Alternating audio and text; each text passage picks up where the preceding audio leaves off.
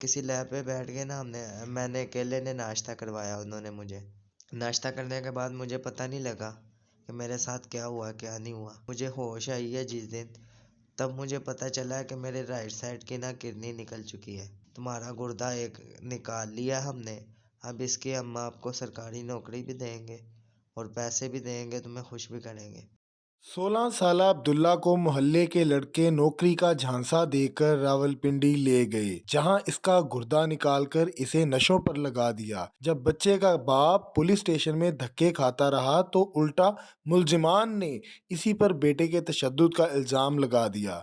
किस तरह इंसानी उज़ा की खरीदो फरोख्त करने वाले गिरोह ने घर से भागने वाले बच्चे को अपने जाल में फंसाया, जानिए आज की वीडियो में। अब्दुल्ला, मुझे बताओ कि आपके दोस्त वो मोहल्ले में पहले भी आपके साथ घूमते फिरते थे? जी।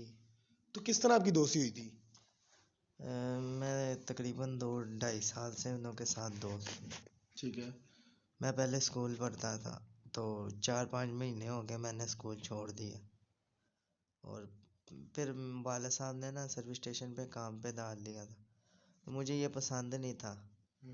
क्योंकि गाहक नखरे भी करता था, कहे ये चीज़ रह गई, चिमटा रह गया, चक्के रह गए, वो रह गया। मुझे गुस्सा आता था, इसलिए वजह से मैंने कहा मैंने ये काम नहीं करना। सही है। तो फिर मैंने अपने दोस्त मोहसिन से कहा कि यार मुझे कोई काम ढूंढ के दो, और मैंने ये काम नहीं करना। मोहसिन से कहा। मोहसिन ने अपने भाई फैसल से मिलवाया, फैसल ने आगे मुझे काम के सिलसिले में अमजद से मिलवाया काम का झांसा देकर, और अमजद ने आगे आमर से मिलवाया काम का झांसा देकर। आमर मुझे पिंडी लेके गया। पिंडी जाकर किसी लैब पे मैं बैठा हूँ, और किसी लैब पे बैठ के ना मैंने अकेले ने नाश्ता करवाया उन्होंने मुझे। और नाश्ता करने के बाद मुझे पता नहीं लगा कि मेरे साथ क्या हुआ क्या नहीं हुआ। और जब मुझे होश आई है जिस दिन, तब मुझे पता चला कि मेरे राइट साइड की ना किडनी निकल चुकी है। और फिर मेरे सामने लड़का खड़ा था। मैंने उसे कहा कि भाई मुझे क्या हुआ। कहता तुम्हारा गुर्दा एक निकाल लिया हमने। अब इसकी हम आपको सरकारी नौकरी भी देंगे और पैसे भी देंगे, तुम्हें खुश भी करेंगे। तो मुझे गुस्सा आ रहा था उन पर, तो जिसकी वजह से मैं ज़ोर कर रहा था, तो 2-3 टांके खुल भी गए थे। उन्होंने फिर मुझे वापस बेहोशी का टीका लगाया, और मुझे उसके बाद नहीं पता चला कि क्या हुआ क्या नहीं। अस्सलाम वालेकुम। वालेकुम सलाम। मुझे बताइएगा कि हुआ क्या था, आपको कब पता चला कि आपका बेटा अगवा हो गया या उसका गुर्दा निकल चुका है? बच्चा तकरीबन हमारे दिसंबर की 10-11 तारीख को ये घर से निकला था। ठीक है। बाद में मतलब है हमें किसी मतलब है फ़ोन के ज़रिए आपको पता चला कि बच्चे को किसी ने अगवा कर दिया, या बच्चा हमने थाने रिफट जमा किया। ठीक है। रिफट के बाद हमें ये पता चला कि हम छापे मारते रहे, पुलिस वाले भी मारते रहे, उनके साथ हम जाते रहे। ठीक है। तो इसी तरह मतलब है कोई 2-3 आदमी जब पकड़े गए ना, तो उसके बाद फिर उनको भी पता चला कि यार हो सकता है कि हम पकड़े जाएँ। हम मतलब है उन्होंने कोई मतलब है कोई छापे मारने शुरू कर दिए। तो वो फिर थाने में बाद में ये पता चला कि भाई ये बच्चे को हम आपको अदालत के थ्रू देंगे। ये क्या बात है? तो ये उन्होंने मतलब अपने प्लान बनाया था। उनका ये प्लान था कि शायद कि मतलब इस वजह से हम बच जाएंगे। जब बच्चे को हमारे हवाले उन्होंने कर दिया, तो वो हमें ये बताते रहे कि बच्चे के ऊपर तो आप लोग तशद्दुद करते रहे, आप लोग बच्चे को मारते रहे, छुरियाँ चलाते रहे, ये वो इस तरह मतलब डंडे मारते रहे। तो हमें तो नहीं पता। यानी कि आपके जो मुतलका मुलजिमान थे उन्होंने अब्दुल्ला की तरफ से आप पे रिट कर दी कि आप उस पर जुल्म करते थे और वो आपके जुल्म से भाग के आपके जुल्म की वजह से ये भाग चुका था और ये हमारे पास आ गया था, और अब हम आपको वापस दे रहे हैं। तो बाद में हमें ये पता चला कि यार हुआ क्या है। वो हमें ये मतलब बार बार कह रहे थे कि आप इसको मारते रहे। बच्चा भी ये कहता रहा कि भैया आप लोग मुझे मारते हो, ये वो हमें नहीं पता था कि इसको कोई नशेवर चीज़ें या कोई मेडिसिन वगैरह मतलब इस तरह कोई चीज़ें मेडिसिन देते हैं, आइस देते हैं, ये हमें नहीं पता चला। लेकिन बच्चा बिल्कुल टोन था और फुल नशे में था।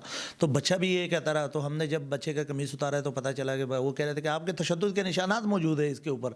देखा, पुलिस वालों ने भी देखा, हमने भी देखा, तो कुछ भी नहीं थे। लेकिन जब हमने ऊपर से कमीज़ इसका उतार दिया तो हमने देखा तो इसका गुर्दा निकाल लिया था उन्होंने। मुझे बताइएगा कि आपके जो मुलजिमान हैं वो गिरफ्तार हो चुके हैं? हाँ जी, बिल्कुल गिरफ्तार हो चुके। 6 आदमी जो है पकड़े गए हैं। और उसके बाद अब जो डॉक्टर है इन्होंने ऑपरेशन किया था, जिस हॉस्पिटल में इसका ऑपरेशन हुआ, अभी तक उसका कोई पता नहीं है, अता पता नहीं है। तो हम चाहते हैं कि वो भी पकड़े जाए और इनका जितना भी बड़ा ग्रोह है उसको बेनकाब किया जाए। क्या अपील करना चाहेंगे आला ओहदेदारान से? अहदेदारान से ये अपील करेंगे, सबसे पहले तो बात तो ये है कि हमें अदालत के थ्रू मिला है, तो हम चीफ जस्टिस पाकिस्तान है, ठीक है, उनसे और वज़ीर आला पंजाब है, इस तरह मतलब वज़ीर आज़म शहबाज शरीफ साहब है, उनसे अपील करते हैं कि ये इन लोगों को पकड़े और केपर किरदार तक इसको मतलब पहुँचाया जाए। ज़्यादा से ज़्यादा हम क्या कह सकते हैं, हम तो गरीब लोग हैं, हम क्या करेंगे, हम कुछ भी नहीं कर सकते। हमारा तो ये हालत है, हम एक वक्त का खाना खाए तो दूसरे वक्त का खाना हमें नसीब ही नहीं होता। अल्लाह ताला आपको इंसाफ देगा इंशाअल्लाह ताला, हमारी दुआ आपके साथ है। नाज़रीन, यहाँ मैं आपको बताता चलूँ कि पाकिस्तान के अंदर नहीं पूरी दुनिया के अंदर इंसानी अज़ा की ख़रीदो फ़रोख्त जो है वो ममनू है और इसको बड़ी सख्ती के साथ रिपोर्ट किया जाता है। और नाज़रीन, ये आज भी काम किया जा रहा है और इनके ग्रोह हैं जो ये काम कर रहे हैं। छोटे बच्चों को अगवा किया जाता है और उनके ऑर्गन जो हैं वो ट्रांसप्लांट किए जाते हैं। नाज़रीन, यहाँ मैं एक चीज़ आपको बताता चलूँ कि माँ बाप जब औलाद को डांटते हैं तो उस डांट के पीछे भी कोई ना कोई रीज़न ज़रूर होती है और यहीं इस कहानी के पीछे भी यही है कि अब्दुल्ला को उसके वालिद साहब जो है वो बाहर जाने से मना करते थे कि कहीं गलत सोसाइटी में कदम ना रख पड़े। और यहाँ अगर अब्दुल्ला बता देता कि मेरे दोस्त मुझे नौकरी का झांसा देकर रावलपिंडी लेकर जा रहे हैं तो शायद आज ये नौबत ना आती। अपनी राय से कमेंट सेक्शन में ज़रूर आगाह कीजिएगा। अपने मेज़बान को दीजिए इजाज़त। अल्लाह हाफिज़।